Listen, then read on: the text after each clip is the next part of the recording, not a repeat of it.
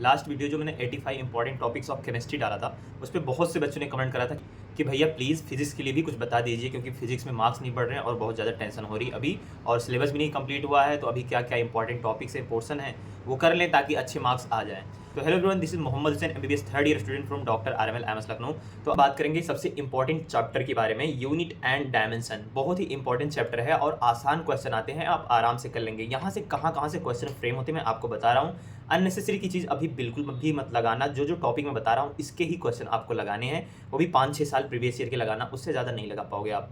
तो dimension analysis and error instrument, उसके indirect application of these, and इससे previous year question जो है वो भी आप लगा लीजिएगा, ठीक है, फंडामेंटल एनालिसिस वगैरह के, तो आपको आइडिया हो जाएगा। स्क्रू गेज और वर्नियर कैलिपर से भी आपके क्वेश्चन आ जाते हैं, तो उस टॉपिक को भी देख लीजिएगा, समटाइम पूछ लेता है एरर वगैरह।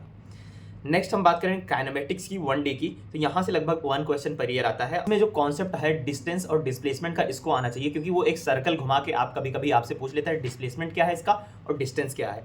वेलोसिटी और एक्सेलरेशन का डेरिवेशन जो है उसका, और उसके जो टॉपिक्स हैं वो आपको देखने हैं। बेसिक जो क्वेश्चन आते हैं, बेसिक क्वेश्चन इसमें करने हैं, ज़्यादा नहीं करने हैं आपको। मोशन अंडर ग्रेविटी, जो मोशन अंडर ग्रेविटी है इस टॉपिक में, वो भी आपको करना है इसमें। काइनेमेटिक 2D की बात करें तो यहाँ से 2 क्वेश्चन पर ईयर आते हैं। वेक्टर्स, रेन मेन प्रॉब्लम या रेन रिवर प्रॉब्लम या रेन बोर्ड प्रॉब्लम, यहाँ से हर साल एक क्वेश्चन आता ही आता है। तो आप जरूर रिलेटिव वेलोसिटी का कॉन्सेप्ट जो होता है उसे देख लीजिएगा, और वेक्टर से इन जनरल मिक्स करके आपसे क्वेश्चन पूछ लिया जाता है। टॉर्क वगैरह का जैसे R क्रॉस F होता है ना, तो वो सब ऐसे ही मिक्स करके पूछ लिया जाता है, या आपका डॉट प्रोडक्ट या क्रॉस प्रोडक्ट से ही जनरली पूछते हैं, और मैग्नीट्यूड वगैरह पूछ लेते हैं। बेसिक क्वेश्चन लगाने हैं ऑफ प्रोजेक्टाइल मोशन, ज़्यादा लेंदी क्वेश्चन नहीं लगाने, नहीं तो आपको दिक्कत हो जाएगी, आप समझ नहीं। 4th टॉपिक अपना है एनएलएम। एनएलएम से लगभग 2 क्वेश्चन आते हैं, वो भी फ्रिक्शन, 2 ब्लॉक ओनली, जो इंक्लाइन प्लेन पे होता नहीं है कि इंक्लाइन प्लेन पे लगा रहे हैं तो उस पर फ्रिक्शन कितना आएगा, वो वाले से आता है। सर्कुलर डायनेमिक्स से आता है। सूडो फोर्स जनरली पूछ लेते हैं। इस एनएलएम में 3 टॉपिक से ही जनरली क्वेश्चन फ्रेम होते हैं ज़्यादा, और अगर बनाना चाहते हैं तो ब्लॉक्स वाले से बना लेते हैं क्वेश्चन, इससे ज़्यादा वो नहीं पूछते हैं एनएलएम में आपका। तो वर्क पावर एनर्जी से आपके 3 क्वेश्चन पर ईयर आते हैं। वर्क एनर्जी थ्योरम से क्वेश्चन आता है। मैकेनिकल एनर्जी पावर कोलिजन से हर साल लगभग 1 क्वेश्चन आता है, और जितने भी केस नोट्स में दिए होंगे, सर ने कराए होंगे, वो आप कर लीजिएगा। Vertical circulation motion, vertical circular motion जो है वहां से भी क्वेश्चन आते हैं, एनर्जी वगैरह पूछ लेता है कि कहाँ क्या पर है। फिर हम बात करें अगर रोटेशन की, तो रोटेशन से 2 क्वेश्चन हर साल आपके आते हैं। इसमें आपका एक क्वेश्चन तो मोमेंट ऑफ इनर्शिया से पूछ लेता है इन जनरल, ज्यादातर यहीं से क्वेश्चन आते हैं, इसका एक question. Rolling motion on incline plane से दूसरा क्वेश्चन आ जाता है कि अगर हम इंक्लाइन प्लेन पे डाल रहे हैं कभी सॉलिड बॉडी कभी हॉलो बॉडी, तो क्या होगा उसका, आप समझ गए होंगे, एनर्जी वगैरह पूछ लेता है। कंजर्वेशन ऑफ एंगुलर मूवमेंट से भी सम टाइम क्वेश्चन आते हैं।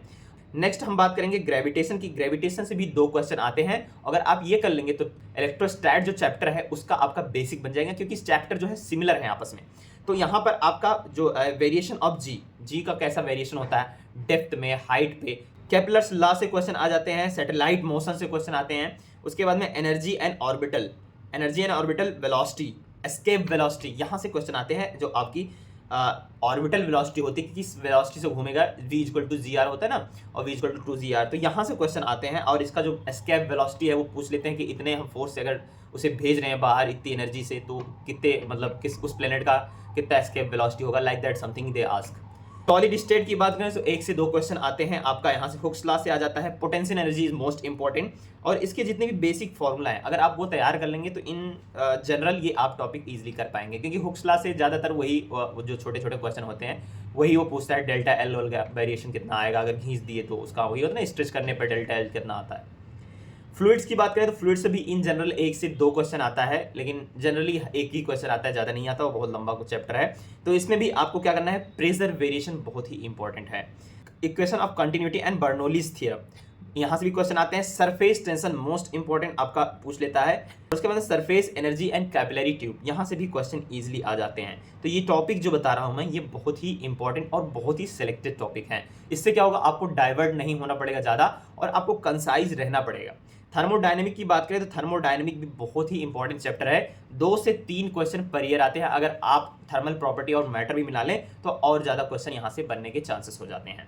तो यहाँ से क्वेश्चन आपका हीट इंजन से आता है, बहुत ही इंपॉर्टेंट क्वेश्चन है ये। हीट इंजन हर साल आता है, एफिशिएंसी वगैरह पूछता है। रेफ्रिजरेटर एंड हीट पंप दोनों आपको पढ़ने हैं साथ में।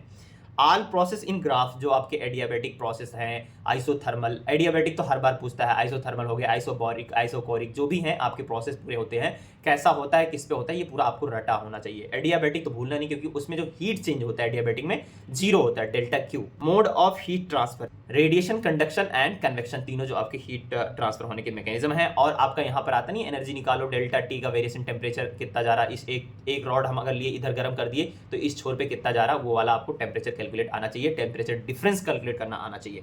और एक्सपेंशन वाला जो होता है ना, एक्सपेंशन कैलोरीमेट्री जिसे कहते हैं, ये बहुत ही इंपॉर्टेंट क्वेश्चन आते हैं यहाँ एक्सपेंशन वाले, कि एक गर्म पानी लिए तो उसमें बर्फ डाल दिया, बताओ कितना टेम्परेचर का चेंज आएगा या टेम्परेचर कितना राइज करेगा टोटल। आपके कांस्टेंट होते हैं कुछ कुछ, उनके आप क्या करिएगा, जो डायमेंशन फार्मूला होता है वो रट लीजिएगा और याद कर लीजिएगा, क्योंकि अगर डायमेंशन फार्मूला आते हैं तो ऐसे ही जो थोड़े वाहियात टाइप के क्वेश्चन होते हैं, ऐसे ही क्वेश्चन के आते हैं।